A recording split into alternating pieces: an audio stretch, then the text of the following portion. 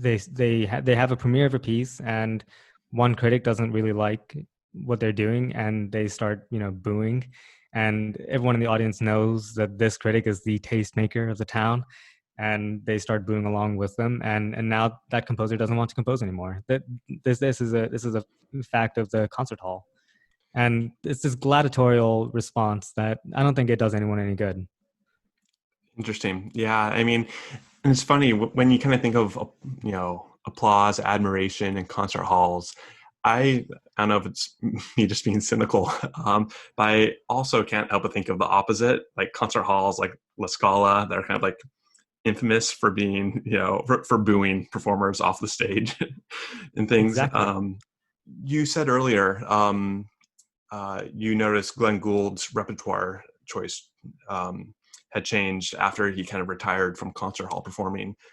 Can you maybe dive into that a bit more, and like specifically what you noticed, and maybe specifically what different musical decisions you hear him making? Sure. The thing that comes to mind is Glenn Gould's recording of the Beethoven symphonies, Ah, yeah, 5 and 6. yeah. I don't know that those could ever have worked in a concert hall because um, there's I know with 6 at least he does something where he sets up the microphone. He sets up 4 or 5 different microphones, and he has them.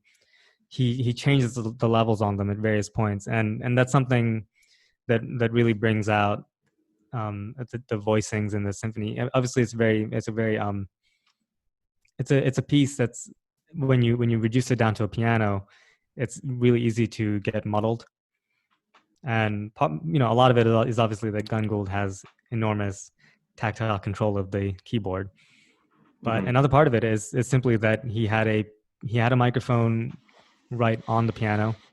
He had a microphone sort of picking up the general ambiance from the stage. He had one from the back of the hall that he was recording in, and he would adjust the levels accordingly. And the result is this.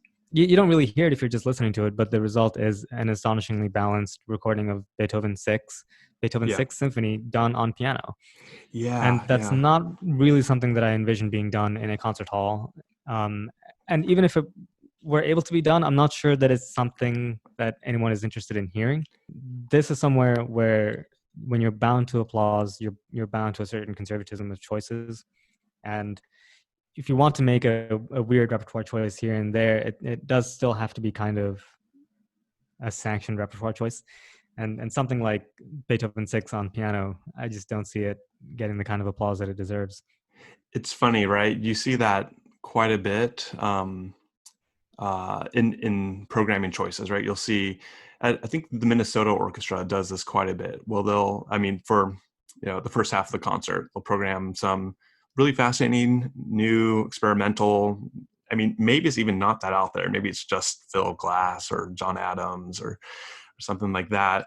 But they're, they know how the world works, and after an intermission, they're playing Dvorak 9. you know, Exactly. And that's um, a shame. That it cheapens the whole experience for me. to paint the picture, right? You're talking about Glenn Gould playing the Franz Liszt transcriptions of the Yes. Beethoven symphonies. Yeah. Though, Um, if I'm not mistaken, he has made some heavy modifications to it, but okay. it's still enough that it is the list transcriptions. But I Yeah. think being Glenn Gould, he fiddles with it a fair amount. Those are really remarkable, actually.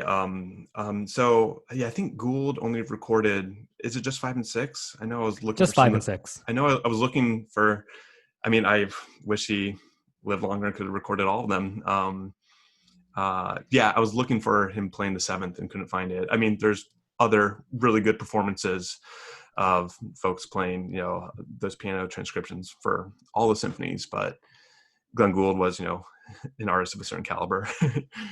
Yeah, well, he did say that if that he was going to retire from playing the piano and focus on conducting at age 50. And tragically, he died at age 50. So if he did live longer, maybe he actually just would have recorded the rest of the symphonies with an orchestra rather than on the piano. So we may not Interesting. have gotten what we wanted anyway. Yeah, in a different universe, maybe.